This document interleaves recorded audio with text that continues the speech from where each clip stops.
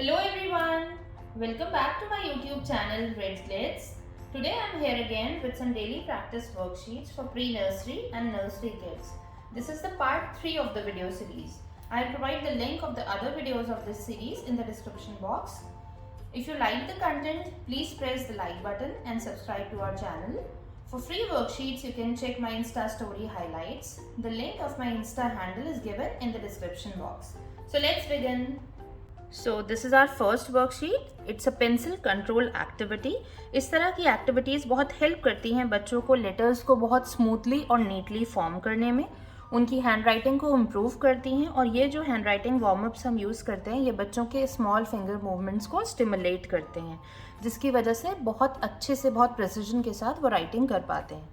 तो यहाँ जैसे आप देख रहे हैं, इसमें थोड़ी सी इसकी अपील बढ़ाने के लिए, बच्चे का इंटरेस्ट डेवलप करने के लिए, यहाँ पर मैंने ये एक केक की फिगर बनाई है और इसके ऊपर मैंने यहाँ पर यूसुफ नाम मेंशन कर दिया है। तो आप जब ये वर्कशीट बनाएं तो आप भी यहाँ पर स्पेशली नाम मेंशन कर सकते हैं बच्चों का इंटरेस्ट मेंटेन करने के लिए। सेकेंडली आप देखेंगे कि इसमें हमने डिफरेंट पैटर्न्स यूज़ किए हैं। यहाँ जिगजैग है, सर्कल्स हैं, कर्व्स हैं, डॉट्स हैं और इधर हमने सर्कल, ट्राइंगल शेप और यहाँ इन्वर्टेड कर्व्स हमने यूज़ किए हैं। तो इस तरह की एक्टिविटीज़ जब हम बच्चों को देते हैं तो बहुत वैरायटी ऑफ राइटिंग एक्सपीरियंस उनको मिलते हैं और बहुत हेल्प करते हैं उनको हैंड राइटिंग में आगे जाके। उनका पेंसिल कंट्रोल, उनका फाइन मोटर कंट्रोल, ग्रिप, इन सब चीज़ों पॉजिटिवली इम्पैक्ट पड़ता है इस तरह की एक्टिविटीज़ से। इसमें आपने नोटिस किया होगा कि हमने डायरेक्टली बच्चों को ये करने के लिए नहीं दिया है। यहाँ पर पहले हमने पैटर्न बना के दिखाया है, फिर हमने थोड़ा सा पार्ट उसकी ट्रेसिंग के लिए दिया है so that they can continue. ठीक है, इस तरह से उन्हें एकदम से बहुत ज़्यादा मुश्किल नहीं लगना चाहिए। तो keeping in mind their age group, यहाँ हमने थोड़ा सा ईजी करने की कोशिश की है इसको।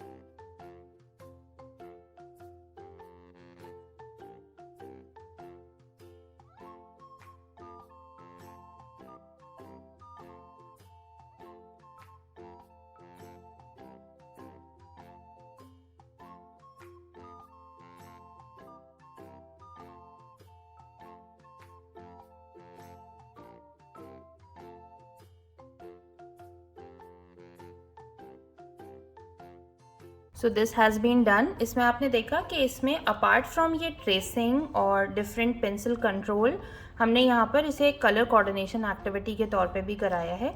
अगर आपको लगता है कि आपके बच्चों के लिए थोड़ा डिफिकल्ट होगा तो आप सिंगल कलर से भी उन्हें ये करा सकते हैं। Next one is how many sides, tick the correct option. तो इसमें जिस शेप के अंदर जितनी साइड्स हैं उस ऑप्शन को बच्चों को टिक करना है। इस तरह की एक्टिविटीज़ बच्चों को हेल्प करती हैं आइडेंटिफिकेशन और ऑर्गेनाइजेशन ऑफ विजुअल इन्फॉर्मेशन में, उनकी स्पेशल अवेयरनेस को बढ़ाती हैं। वो शेप्स को बहुत अच्छे से समझ पाएंगे और कंपेयर कर पाएंगे डिफरेंट शेप्स को on the basis of the number of sides. ठीक है, अब इसमें उनके लिए ईजी करने के लिए आप क्या कर सकते हैं कि आप उन्हें बताएं, for example a circle has no straight line. ठीक है, कोई स्पेसिफिक साइड नहीं है सर्कल की, सो इट हैज़ 0 साइड्स। ठीक है, तो इसको टिक करना है। The next one is a square. Square की साइड्स काउंट करने के लिए 1, 2, 3 and 4, so it has 4 sides. इस तरह से ये पूरी वर्कशीट आप बच्चों को कराएंगे और आप उन्हें ये गाइड करेंगे कि वो डिफरेंट साइड्स को इस तरह से क्रॉस आउट कर दें सो दैट वो एक से ज़्यादा बार किसी एक पर्टिकुलर साइड को काउंट ना कर लें गलती से।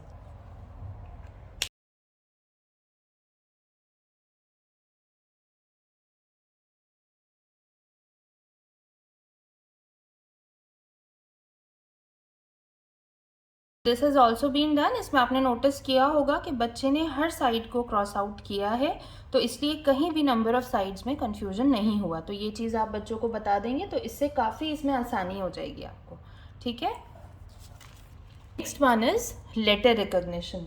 अब यहाँ पे छोटे बच्चों को हम हेल्प करते हैं लेटर रिकग्निशन करा के ये चीज़ देखने में कि उनकी कितनी ग्रास्प हो पाई है लेटर्स के ऊपर। फॉर एग्जाम्पल हमने उन्हें कैपिटल लेटर्स सिखा दिए हैं, वो अच्छे से उन्हें पहचानते हैं, बट कई बार होता है कि उनके करस्पॉन्डिंग स्मॉल लेटर्स को वो नहीं रिकॉग्नाइज कर पाते।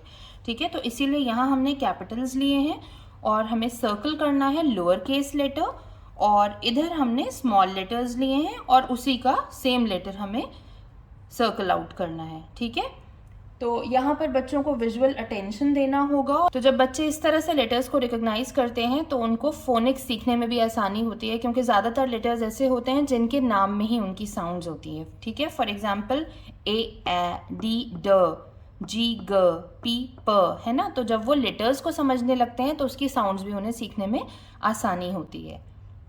अब यहाँ आप एक चीज़ और देखिएगा कि जैसे ए है तो यहाँ स्मॉल ए हमने 2 जगह बनाया है बच्चों का अटेंशन स्पैन चेक करने के लिए कि वो ध्यान से देखते हैं या नहीं। कई बार क्या होता है कि बच्चे देखते हैं लाइन में ऐसे, उन्हें यहाँ ए नज़र आएगा, वो इसे सर्कल आउट करके नेक्स्ट में मूव कर जाएंगे। But this is to understand कि वो कितना अटेंटिव हैं किसी चीज़ को लेके। तो कहीं कहीं हमने करस्पॉन्डिंग लेटर्स को एक से ज़्यादा बार भी मेंशन किया है।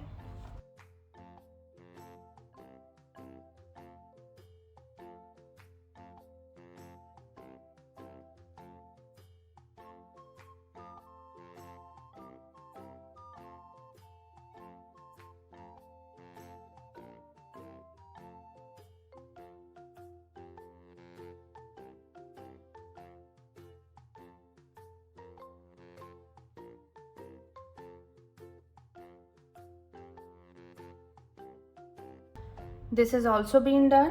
Our next one is help the friends meet. ठीक है, तो this is a puzzle, help the friends meet. Which route will take the deer to his friend? कौन सा रूट डियर को उसके फ्रेंड तक लेके आएगा? Trace the correct root.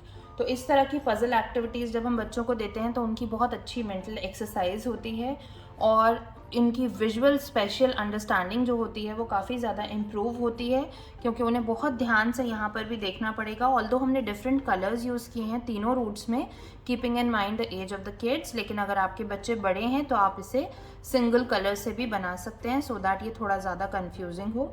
यहाँ पर उन्हें काफ़ी अटेंशन देना पड़ेगा डिटेल्स को, so as to let the deer meet the giraffe. ठीक है, तो इस तरह की चीज़ों में बच्चे प्रॉब्लम सॉल्विंग सीखते हैं और उसके साथ साथ उन्हें एक सेंस ऑफ अचीवमेंट आता है जब वो सक्सेसफुली इसको कर पाते हैं। ठीक है, तो बच्चे ध्यान से पहले ए ट्रैक को देखेंगे और इस तरह से उसे करके देखेंगे कि क्या वो इस डियर को जिराफ तक लेके जाता है, बट ये यहाँ पर ख़त्म हो जाता है।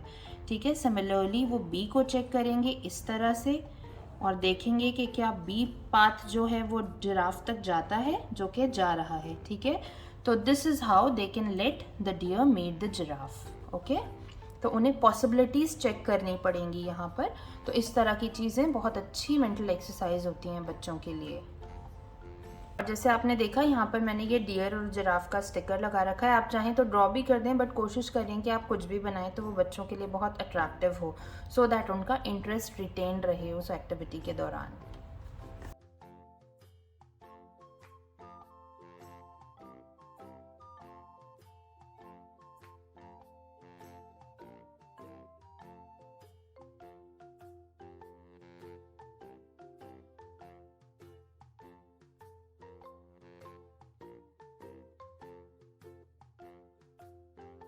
अब जैसे ये एक्टिविटी हमने बच्चों को कराई है, इसमें आप ध्यान दीजिए कि अगर आप इसको थोड़ा कॉम्प्लिकेट करना चाहें, यहाँ हमने सिर्फ 3 पॉसिबल रूट्स दिए हैं, आप बहुत सारे दें, तो बच्चों को ध्यान से बताएं कि वो एक सीक्वेंस को फॉलो करें, अदरवाइज हो सकता है वो कोई पॉसिबल रूट मिस कर जाएं।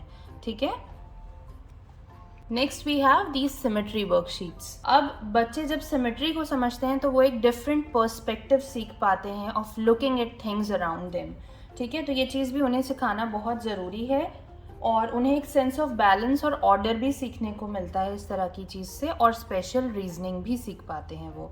ठीक है, तो हम कोशिश करेंगे कि हम बार बार बच्चों को डिफरेंट सिमेट्री वर्कशीट्स कराएं। अब इसमें सिंपली आप ये प्लेन पेपर पे भी बच्चों को दे सकते थे, बट जहाँ आप ग्रिड को यूज़ करते हैं बच्चों के लिए, उस चीज़ को ड्रॉ करना थोड़ा ज़्यादा आसान होता है। फॉर एग्ज़ाम्पल हम इस स्क्वायर के कॉर्नर के पास ये वाला पॉइंट लाए हैं। ठीक है, तो आप बच्चों को इस तरह से करके दिखाएं, वो इसे ऐसे कर पाएंगे। फिर जो नेक्स्ट स्क्वायर का कॉर्नर है उस पर हमने ये ब्रांच लाई है इस तरह। ठीक है, तो ये वो कर पाएंगे आराम से, और इसको हमने कंटिन्यू किया है इस स्क्वायर तक ऐसे, है ना। तो आप ये पार्ट्स में बच्चों को समझाएं ताकि उनके लिए इजी हो इनिशियली थोड़ा, क्योंकि कॉम्प्लिकेटेड होता है ये। उसके बाद आप इसको ऐसे लेके आए और यहाँ पर आपकी ट्री की ये जो बाग है, स्टेम है, ये कंप्लीट हो गई। ठीक है, अब उसके बाद उन्हें इसको कॉपी करना है।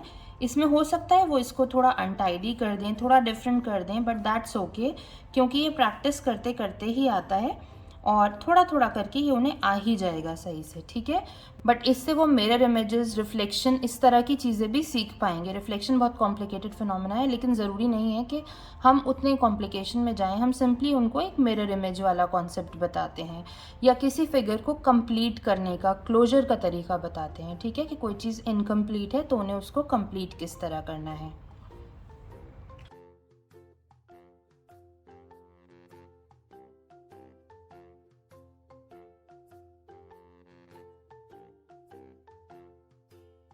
इसमें आपने देखा कि ये जो 2 रेफरेंस पॉइंट्स हमने बच्चों को दिए थे, इससे उन्हें थोड़ी आसानी हुई, क्योंकि जब भी हम सिमेट्री इंट्रोड्यूस करते हैं तो बच्चों के लिए थोड़ा मुश्किल होता है।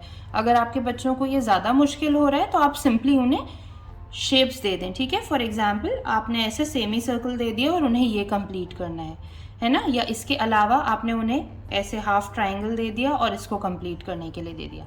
अच्छा, इससे पहले वाली वर्कशीट्स में तो सब में मैंने पेज प्रोटेक्टर शीट्स यूज़ की थी, ये वाली जो मैंने आपको पहली भी दिखाई हैं, जिससे आप शीट्स को रीयूज़ कर सकते हैं। लेकिन इस वाले में क्योंकि ये छोटी थी, इसको मैंने लैमिनेट कर लिया था, तो इसको भी आप इजीली किसी भी कलर से बच्चों को सॉल्व कराएं और वाइप ऑफ करके फिर उसे रीयूज़ कर सकते हैं। So these are all for today. Thank you so much for watching. See you later. Have a nice day.